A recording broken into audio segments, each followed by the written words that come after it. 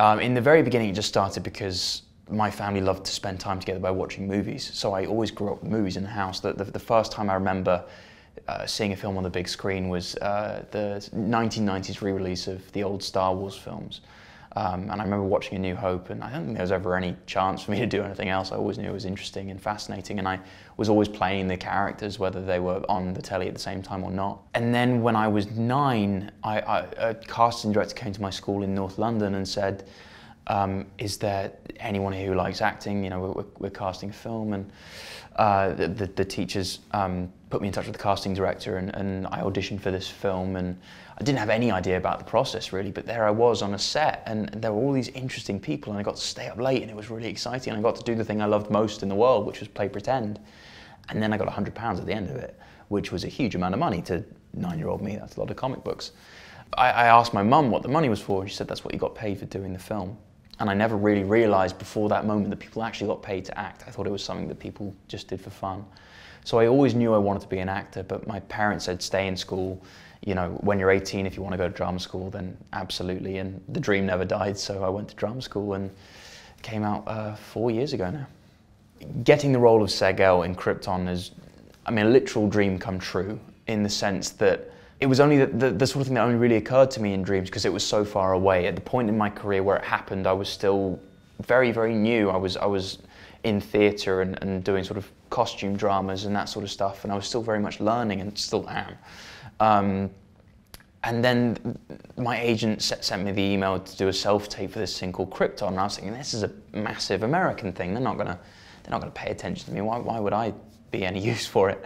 And I taped for it, and I went in to meet the amazing Priscilla John, who's the UK casting director, and Colin McCarthy, who directed the pilot. And I had a lovely audition, but I didn't think I was going to get it. So I was very relaxed, and I just had a good time with it. And sure enough, 2 weeks later, my agent said, you didn't get it. And I was like, well, surprise, surprise. But it never went away, because usually with a job, that's the last you hear of it. But every few weeks or so, you know, the casting would call up my agent and say, what's Cameron up to? And so we sort of knew there was something going on. And eventually it led to a screen test in Los Angeles, which was a bizarre experience, but really, really wonderful. And again, it was the sort of thing that I thought, you know what, you have nothing to lose. So this character in this scene could be played in a very sort of stoic way, in a very sort of grounded kind of way. But I thought, you know, there's a lot of comedy in these lines, so as long as you're here, you might as well have a bit of fun with it. So I think I went in, and I think I was probably the first person to make them laugh. And the material sort of came naturally after that. And the first thing that David Goyer said, who's a hero of mine, legend in comic books and in film, and the first thing he said after seeing me on camera was, that was awesome. So I was like, all right, okay, I'm in with it. I'm in with a shout here.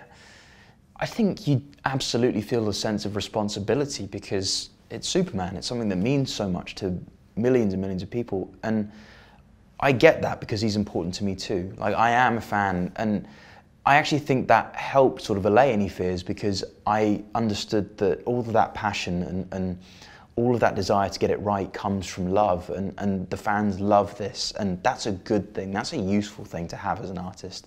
And that is something that grounds you and just makes you all the more determined to do a good job with it, and it really grounds you. I found it very useful. I didn't let myself believe it was happening, and I think that's a very sort of natural response for a lot of actors. You don't really believe it until you're there doing it, and even then you don't believe it until it's off the cutting room floor. You know, the first feature I did was a film called Florence, Jenkins, and I had a small role, but I had a scene with Hugh Grant, and it was amazing. It was great to work with him, and I liked the scene, I liked the lines, and if you watch that film, you can actually see me go and say my line, and I do this, and then it cuts away to the next shot. So that entire scene ended up on the cutting room floor. So that happens, that's a reality of it. But hey, I still got to work on a Stephen Frears film with Meryl Streep, which is amazing.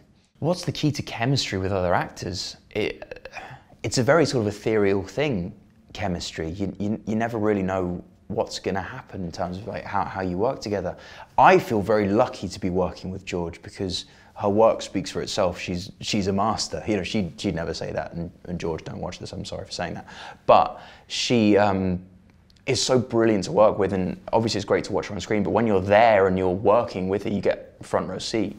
So I was learning all the time from her, and I was always sort of open to everything she had to offer to a scene, and it was really great for me to work with her.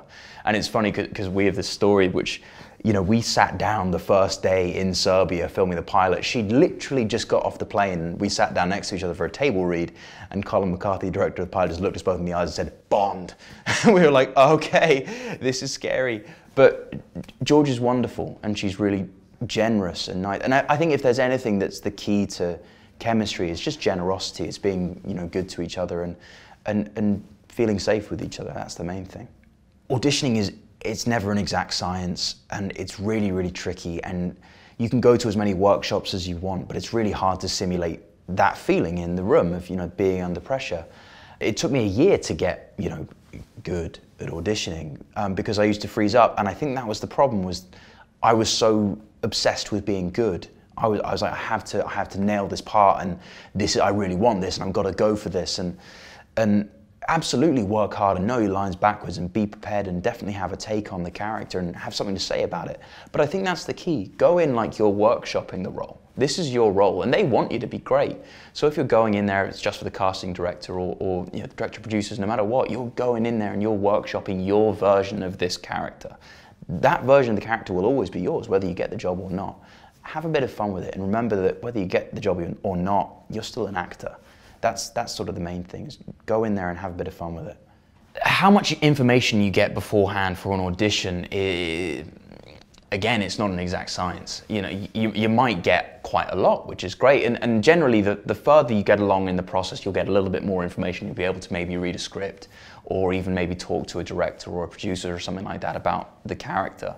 But very often you're not given a lot of information at all. You're sort of given a very short brief, like a few sentences on who the character is. And in that first round, that's kind of okay, because I think one of the things that let me make peace with the audition process was the idea that they're looking for you or they're not. You know, you're right or you're not. And I remember one of the main pieces of feedback I used to get was, you know, he's just not the guy.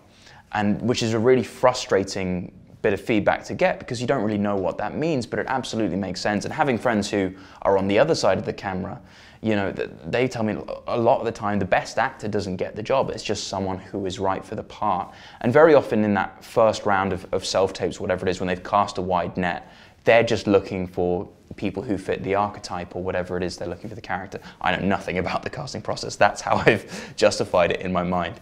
But don't worry too much about that. You know, whatever it is you're working with, whether it's just the scene or a few sentences of a character biog or whatever it might be, just do your best with what you've got, and you'll have your take on it, and they'll like it or they won't. You'll be fine either way.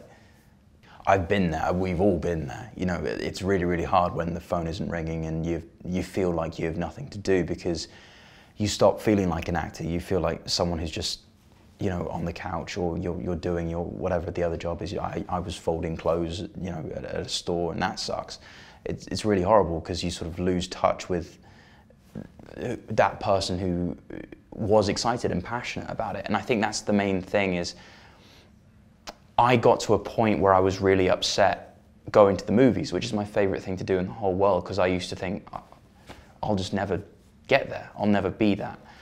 And that was wrong of me, because don't ever forget why you love this. Don't ever forget that dream. Like, it's as cliche as it is to say, you're always an actor, regardless of whether you're working or not. You can pick up Hamlet and say, you know what, no one's paying me to do it, but I can play this character. You can pull through it. You can get your friends together and do a reading. You can go to a play. You can do a workshop. Like, always stay engaged as much as you possibly can.